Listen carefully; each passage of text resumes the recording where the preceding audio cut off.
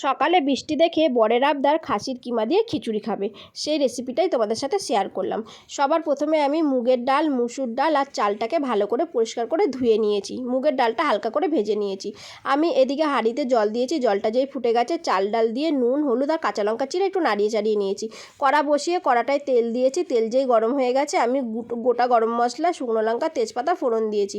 পেঁয়াজ কেটে রেখেছি, পেঁয়াজটা দিয়ে ভালো করে নাড়িয়ে চাড়িয়ে নিয়েছি। তারপর টমেটম দিয়েছি, আদা রসুন কাঁচা লঙ্কা জিরের গুঁড়ো ধনের গুঁড়ো দিয়ে ভালো করে মশলাটাকে আমি কষিয়ে নিয়েছি। দেখো মশলা আমার কষানো হয়ে গেছে। এদিকে আমি খাসির কিমাটাকে পরিষ্কার করে ধুয়ে নিয়েছি, কিমাটা দিয়ে ভালো করে আমি কষিয়ে নেব।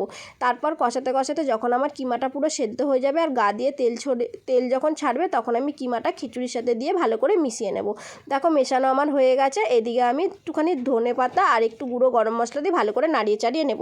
দেখো আমার খিচুড়ি তৈরি। তোমাদেরও কার কার কিমা দিয়ে খিচুড়ি খেতে ভালো লাগে কমেন্ট করে জানাবে। ভালো লাগলে একটা লাইক করে দিও। তোমরা চটজলদি বাড়িতে বানিয়ে